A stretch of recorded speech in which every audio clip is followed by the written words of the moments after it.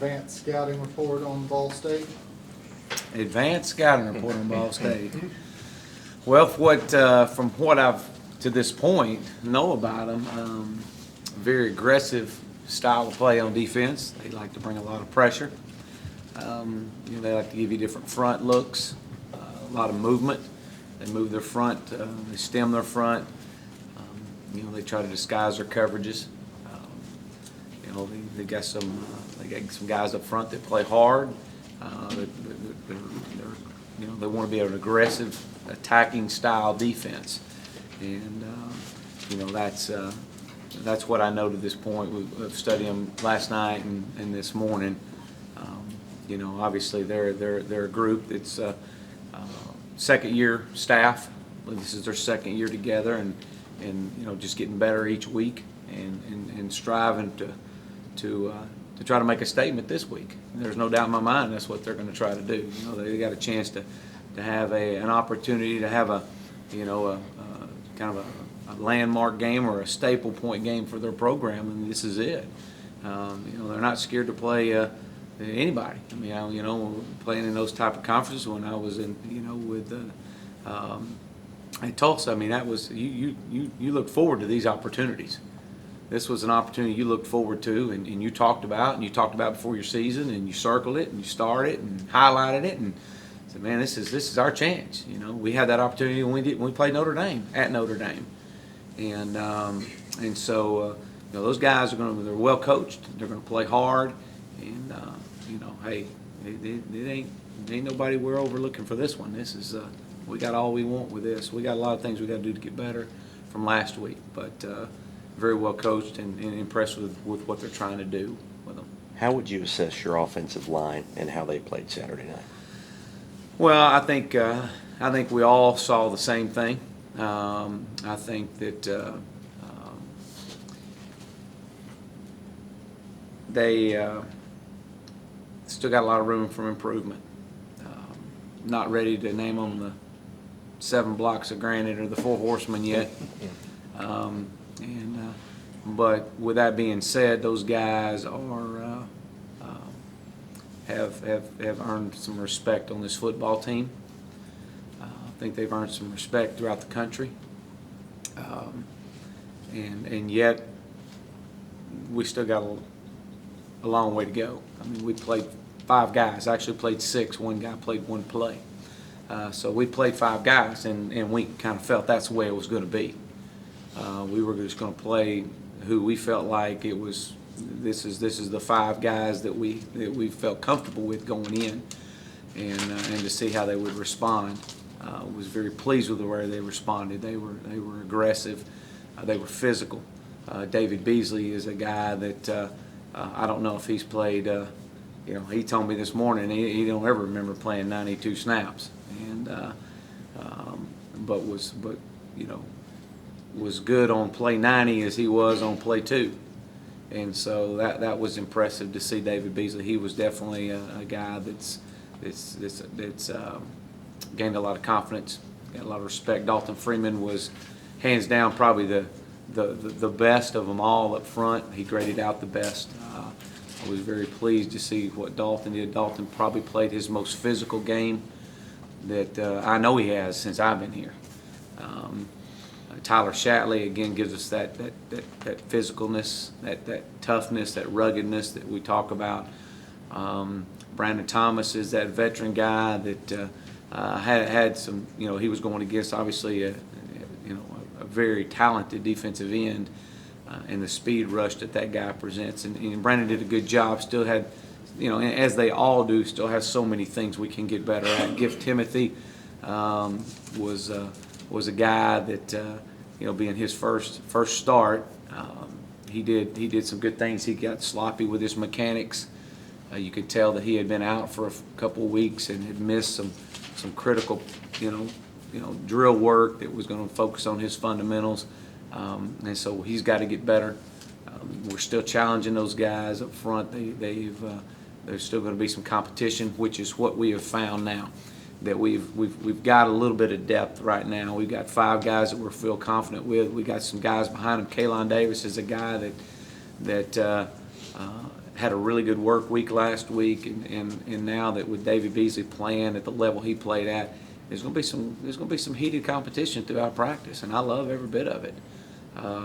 Ryan Norton's another guy that's got to continue to come on as being a young guy. Shaq Anthony, another one that we thought there for a while that he was going to be the starter, and just kind of hit a mental wall, but he's definitely got a talent, and again create some competition with him. So, overall assessment offensive line. Anytime you rush the football for 300 plus yards, they've done something right. They've played some type of physical ball. We had more knockdowns than we've had since I've been here. So there is that physicalness, that mentality, and I was proud of them. I was proud of them because I'm the first one to challenge them in a way to where they don't like me, and I really don't care. But they challenge them in a way to where they're going to have to respond. In order for us to get to where we need to be and where this program offensively has got to be week in and week out, and to achieve the goals that we need to have and to achieve for this team, we got to be able to run the football. And I think when you see that when we can run the football, there's a lot of things that open up. They're going to open up our passing game even more. And so, putting a lot of pressure on those guys. And 2 weeks ago we didn't have I couldn't tell you who the 5 guys were. And so because there were some times through fall camp that it was pretty intense. It was ugly. And I mean not ugly. I mean I'm talking about ugly as in we're having to just get pretty physical and nasty and how challenge these guys and get them to respond. And but there's a lot to be said with the confidence that those guys have, and we've got to all it was a great start. It was just a really good first game, and whoop-de-doo, we got to go on now to the next one. And that's kind of what I told them this morning. Be okay, you did good. You did what you were supposed to do. Let's don't be a shock that we went in and won. That was what we were supposed to do. It's what we trained for. It's what you guys prepared for. Okay, it's behind us now. And we're not ordering rings or getting trophies for all that stuff now. So what are we going to do this next week? Because that's the only game that matters. That's the biggest game of the year is this one right now. But it's very difficult to rush for 300 yards on any D1 opponent, and to have 3 starters going from last year's line to come out and do that against a D line where most of those guys are going to play on something. That has to be. Were you surprised at all? Oh, absolutely. Oh no, I'm not going to. I mean, hey. That's one thing I'm gonna tell you what I think, and absolutely, I was surprised, and I was more surprised with the way that our guys were communicating on the sidelines, the confidence that they had, the tempo that we were playing at. We forced them to. We snapped the ball 92 times, had 87 plays, but we snapped it 92 times where they had to actually get down in a stance and line up. And our guys were talking about coming to the sidelines and talking about, coach, this is 14 and 15 plays into it, that coach, we got to just keep pressing it, coach, keep pushing the tempo, and I think you saw that, and you saw it late in the game when we felt like that was the staple. I mean, we had the tempo, we felt like we had won that game on the offensive side of the ball in the second and third quarter because of the tempo we were pushing them to. And but was I surprised for 300-something yards or whatever it was? Yeah, I was. I was surprised. Was I surprised to see those 5 guys perform? Absolutely not. I expected that out of them. But to see the Andre Ellington rush and run as hard as he is, and DJ and Hot Rod and those guys come in, Taj running the football. Again, I think it was just it was a mindset that those guys have. Where's Timothy now health-wise, and do you think the knee kind of bothered him a little bit as the game went on? I don't know if it bothered him as much as the game went on, as opposed to just the fact that he had missed so much practice time, and he was out there, but he wasn't going through the technique, and that's one thing about it. Those offensive linemen, it's kind of like dancing. I mean, you're either going to dance and take dance classes to get better dancing. I mean, you can't watch them dance and try to emulate the moves. They can't do that. So, and now that he was able to kind of get back in the flow of things over the last week, week and a half. And so, you know, I think that set him back as much as anything.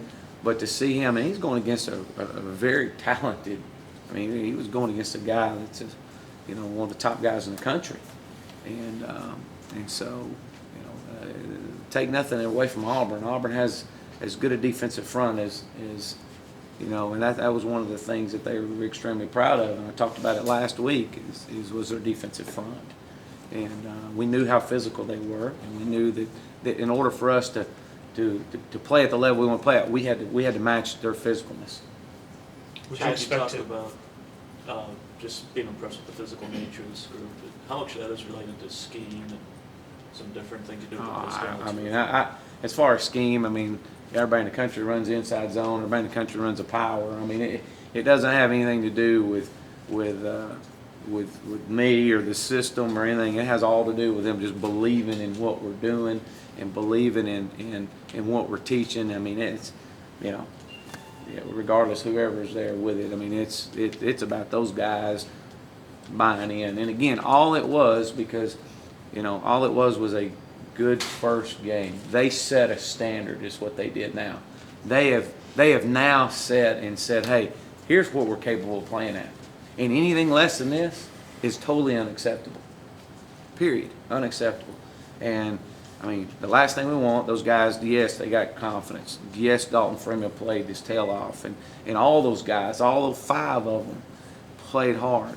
But it was just a great start, you know. And they're not going to, because I'm not going to allow them to feel like that they've arrived. And, you know, you can't find a Sharpie in town because they want to sign all the autographs now. I mean, because that's not, we've done nothing but win the first game. And that's what we were supposed to do anyhow. And they've set a standard. You know, Coach Sweeney talked about this is a great gauge for us to start this season. Now, where do we go from here? would you expect to develop some more depth on the offensive line in the game this week? I hope so. I mean, it has nothing to do with the game this week or not. I mean, no, I'm not saying that. I hope we're able to develop more depth through competition, regardless who we're playing. I mean, you know, this bunch this week, they're going to challenge us. They do a lot of stuff in their defensive front and moving, and if you're not on your game, they'll embarrass you in a hurry.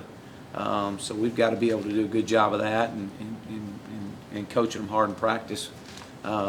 But regardless, again, and I said it last week, and I'll say it again this week, I'm worried about the Clemson Tigers. You know, we're going to be prepared, and we got this, you know, we'll have an identity of what Ball State's going to do and the defense and the coverages and all that.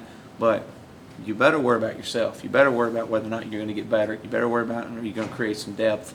And you do that through practice, and you do that through holding them accountable and the demands you place on them. But to see those guys come in and be prepared for it, absolutely. No deep balls. Was that because of how fast they were coming off the edge? I tried. We tried to. I mean, you know, every time we throw one, we get called back for a penalty or something. But they played deep. They played a lot of Tampa 2 on us last week, so they were playing so deep on it. You know, you have to take what they give you. We missed a couple. I know Taj missed Nuke on one, as far as just missing a read off of it.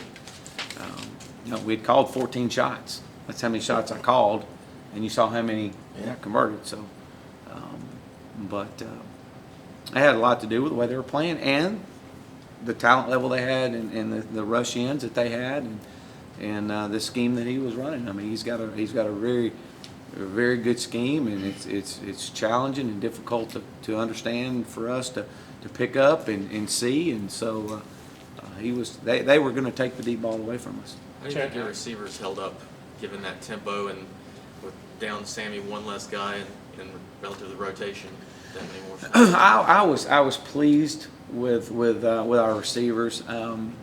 You know, one of the things that they really, that again, first game, we're faster this year than we were at any point in time last year. That one game, we were operating at a faster pace than we ever did last year, and we were pretty fast last year.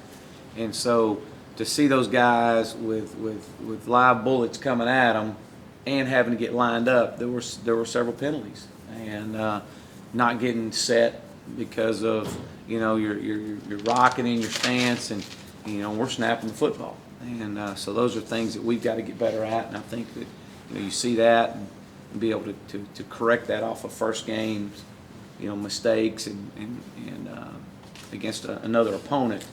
I don't think you'll see those mistakes anymore. I think there's a valuable lesson that Taj will learn as well, as far as making sure before we bring people in motion that everybody's set. And again, he's got so much on him as far as listening to me, and we're wanting to snap the ball. I mean, let's go. That's who we are. But we got to have everybody set first. And so, again, I think you'll see that. That's part of it. I was very disappointed in it. I think we can do better as a receiving core. Nuke Hopkins, I know he had 13 catches, and I'm very proud of the 13 catches that he had, and they were very important catches to us. But Nuke Hopkins has got to play better without the football. Period. I mean, everybody saw the 13 catches, but nobody, you don't see what he did without the ball. And while he had a great block right there at the end that sprung sprung Andre down the sidelines on that last drive, that was few and far between without the football in his hands. So that's our challenge to Nuke is hey, we know what we can do with the ball in your hands, but what are you going to do without the ball? And so that'll be a big emphasis from him this week. It won't be better roses on any of those guys. How'd you feel Sharon grade out his first start? I thought he was as consistent as anybody. I thought he played fast. He was aggressive. He played well without the ball in his hands. Made some key catches for us, so I was pleased with that. He's obviously a guy that's got you can see his confidence, and it just continues to grow. And I think Sharon is a guy that has a major role in this football team. We know about the drops with Brandon Ford, but in looking at the replay last night, he looked like he kept his head in the game and really had some great blocks on those last two drives. He did. That last 3rd and 5, I believe that Tyre scrambled and picked up on that last drive to really keep, really was probably the biggest third down of the game. He had a really good block on that. He did. He kept his head up.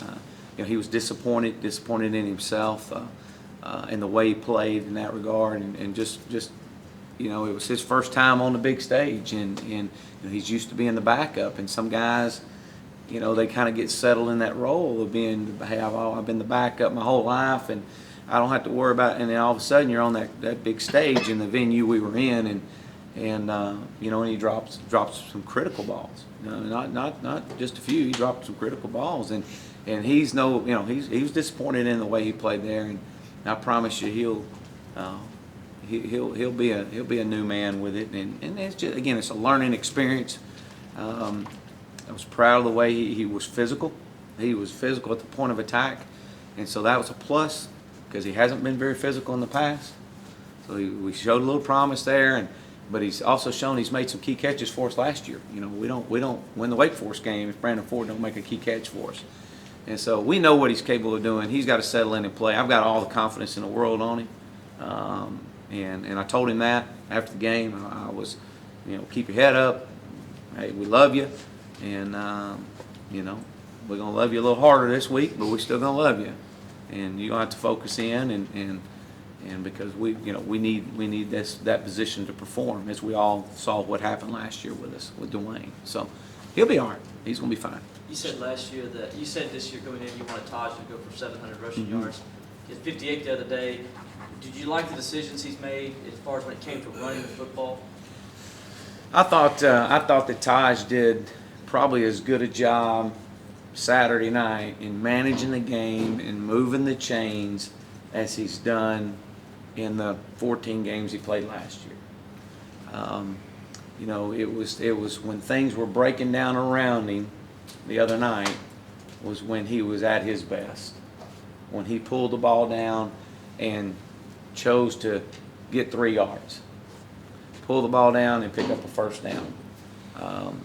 As opposed to pull the ball down and sidearm it out to whoever, or just drop and hunker down and take a sack, And so, though I was very pleased with the way he managed the game in that regard, and he's got to continue to grow and do that for us to make us and to get to where we want to be as an offensive unit, he's got to be able to be a threat. And then I promise you, everybody knows that Taj Boyd will run the football.